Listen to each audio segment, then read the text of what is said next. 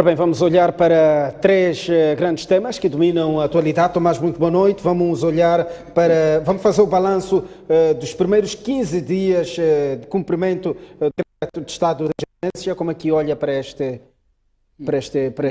fase que o país está a atravessar? Boa noite, Gercilde, numa semana que foi muito interessante para muitos efeitos. De facto, estamos agora na segunda semana deste mês do estado de emergência e é tempo mesmo de fazer algum balanço.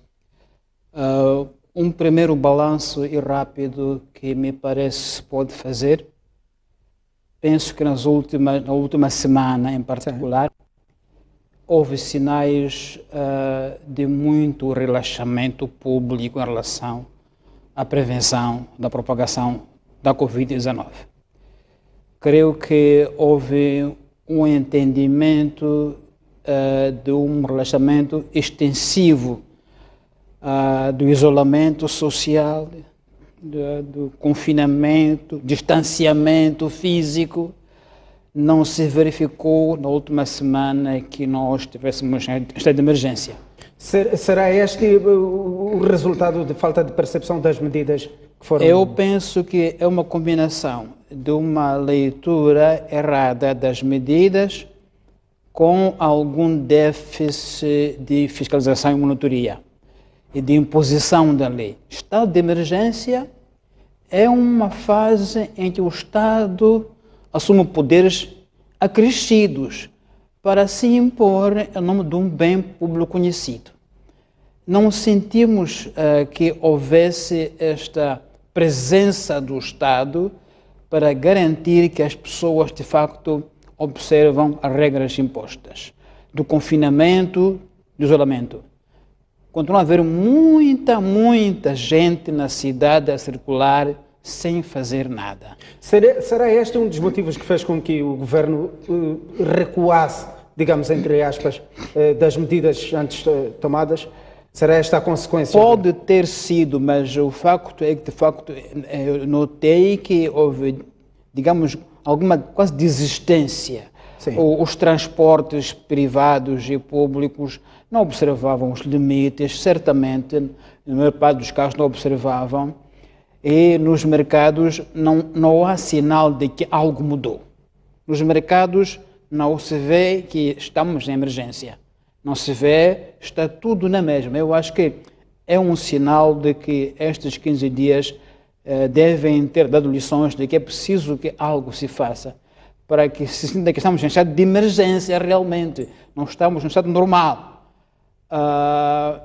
E é importante que o uso de máscaras, agora o governo já anunciou que vai distribuir 12 mil máscaras em algumas províncias, já é uma boa medida, porque na minha percepção, assim que o governo relaxou o número de pessoas nos autocarros, relaxou até o número de pessoas nas empresas, e dando como alternativa massificar as máscaras, devia ter colocado as máscaras logo na véspera do anúncio do relaxamento. Tomás, um dos sinais claros de um estado de emergência é a presença das forças de defesa e segurança no dia a dia das pessoas, estarem a monitorar a situação. A questão que lhe coloco é que este estado de emergência coincide com algumas operações que estão a ser levadas a cabo em Cabo Delgado, concretamente em Pemba. Portanto, há uma presença massiva dos homens da Força de Defesa e Segurança. Haverá qualquer nexo, casualidade? Não Ainda pode. hoje recebemos uma mensagem a dizer que os homens estavam mesmo a apertar o cerco. Não pode haver nexo de casualidade de estado de emergência e presença militar como se reporta em Cabo Delgado. Ou seja, a situação que se pode em Cabo Delgado, creio que existiria mesmo já estado de emergência, pelo que se reporta. O que deve ser posto claro é que estado de emergência não quer dizer que estamos em bleque autoconstitucional, que estamos numa espécie de remoção da Constituição da República. Não. A Constituição existe, direitos fundamentais têm que ser respeitados, não se pode, a coberto da necessidade de emergência, praticar-se atos inconstitucionais ou contra os direitos humanos. Então, não pode haver relação entre estas situações. Tem que haver uma clara distinção e, se for excessos, devem ser condenados e reportados. Não se pode fazer uso desta emergência para fins não legais e até talvez mesmo ilegais. Então, penso que é uma relação que deve ser eliminada logo para que não se crie a ideia de que Cabo Delgado, o que lá ocorre em função da emergência, porque não é o caso. Olhando para o cumprimento do decreto de estado de emergência, olhando para a vizinhança, falo da África do Sul, a África do Sul vai prolongar o período de estado de emergência. É possível cogitar qualquer futuro da nossa parte? Vamos mesmo até o dia 1 de maio? De maio. Bom, é assim, os dados desta semana sobre a propagação da Covid dão uma indicação, ainda que tênue, de que estamos crescendo nos números. Sim. Quando se entra no crescimento dos números, muitas vezes o crescimento fica bruscamente alto, quando algo falha na prevenção. Olha, por exemplo, Cabo Verde. Cabo Verde começou com 5 casos, não passam 2 semanas, numa semana atingiu 50 casos. Quer dizer que houve os 5 que se espalharam de forma descontrolada. Estranhamente, Cabo Verde é um arquipélago, são ilhas. Exatamente, em princípio não deve ser um lugar de muita propagação, mas isso mostra que 5 pessoas que foram o número inicial, de repente ficaram 50 pessoas. Neste momento é o número mais alto de África, língua portuguesa. Então, a questão do confinamento, a questão das quarentenas, não pode ser uma mera formalidade. Se as pessoas devem estar no hotel, o que é que fazem no hotel, em quarentena? Comem aonde? Com quem comem? Com quem bebem? Quem que lhes serve? A pessoa que lhes serve está protegida. Tudo isso é muito importante. Portanto, quarentena no hotel não é férias na cama do hotel. Você tem quarentena. Quarentena é isolamento real. E isso implica que quem está de quarentena realmente se isola dos outros. E haja quem faça isso como algo que se fiscaliza de forma vigorosa e real. E não sei se temos capacidade para, de facto, vigiar essas quarentenas que ocorrem em hotéis, para prevenir que os que servem os internados estão bem protegidos também, sob o risco de que, porque basta que numa família haja um contaminado, toda a família vai estar contaminada. Então entramos em espiral. Então eu reclamo que não houve um rigor de impor a ordem, porque de facto há muitas pessoas que circulam nos bares, nas ruas, claramente sem fazer nada, apenas passear, como se fosse uma história normal. Eu acho que isso deve ser corrigido. Tomás, vamos passar para o próximo tema, o encontro entre o Presidente da República ontem e o líder da Renamo, com 3 principais pontos: Covid-19, o processo da ADR e os ataques no centro e no norte do país. Como é que olha para este tema? É sempre uma notícia que atrai a atenção dos moçambicanos quando os líderes da Renamo e chefes de Estado se encontram, porque são, de facto, as figuras da nação que determinam o curso da nossa vida nacional. O DDR está por aí, já passou 1 ano que assinou o acordo, foi quase 1 ano. Até agora apenas 10 homens da Renamo foram desmobilizados, que foram para a polícia. Até agora 10 não apenas, dos 5.000 que a Renamo diz que deve ter, ou mais do que isso, que deve ter para desmobilizar. Então eu acho que o processo, esse encontro entre o Presidente da República, o líder da Renamo, o Suf Mahamat, foi, digamos, uma espécie de reanimação do processo. O tom dos 2 líderes foi positivo. A reação ontem e hoje da União Europeia e das Nações Unidas foi de muito encorajamento. Entendem a União Europeia que Moçambique, em termos do acordo, o acordo está intacto, pode muito bem avançar, mas penso que o avanço do acordo, na perspectiva das pessoas concretas dos moçambicanos, passa primeiro pela eliminação do fator Nhongo. Eu acho que este fator, o primeiro fator, deve ser eliminado. Se os 2 líderes se encontraram, discutiram, obviamente, o caso da dissidência da Renamo, penso que o ponto essencial deve ser encontrar-se uma forma de forma imediata, travar os ataques no centro de Moçambique. Não faz sentido, é tempo demasiado longo, que estes homens continuam a matar pessoas, destruir bens, e não se faça nada de rapidamente efetivo para que este homem, Nhongo, volte à razão. Penso que o ponto inicial deve ser esse. porque é parte do DDR, obviamente. O DDR não será completo se ele não for desarmado.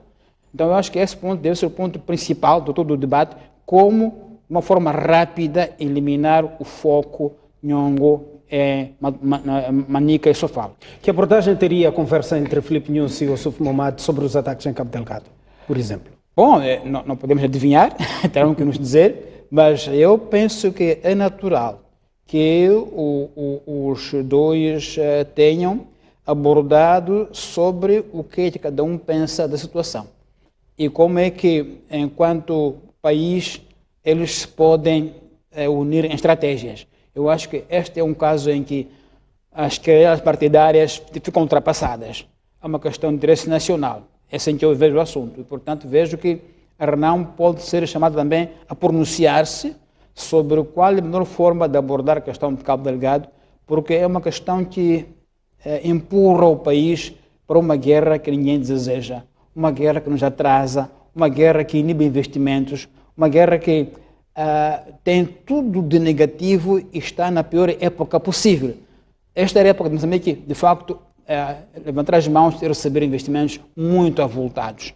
E este conflito vem mesmo nessa hora bloquear este sinal de sol que vinha para aí, para Moçambique. Então, penso que é o interesse de todos os moçambicanos, mesmo da oposição, apoiar, até encontrar ideias sobre como abordar o assunto.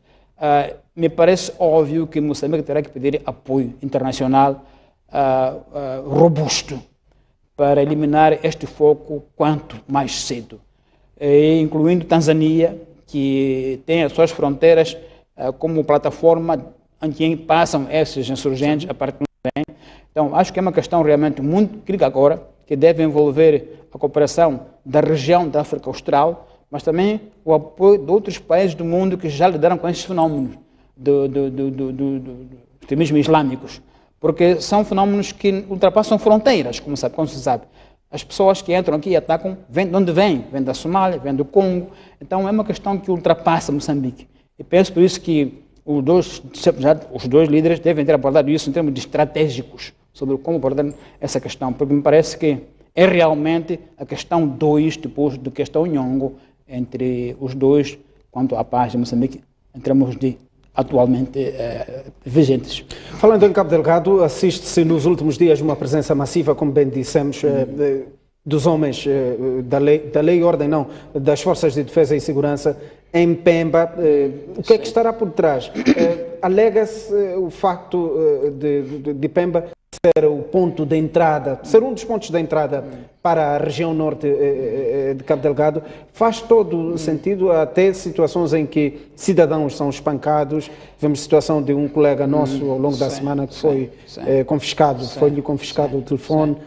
As o que é que estará a acontecer em Pemba? Eu penso que é assim, numa situação de ameaça à paz e segurança dos cidadãos, é de esperar e de exigir que o Estado os defenda, os proteja contra ameaças de agressão, como é o caso. Isto é um assunto. Outro assunto é como é que o Estado defende os cidadãos dentro da lei. Como é que o Estado defende os cidadãos dentro da Constituição. Como é que o Estado defende os cidadãos não os transformando a eles em vítimas. E aqui há notícias cada vez mais preocupantes de excessos.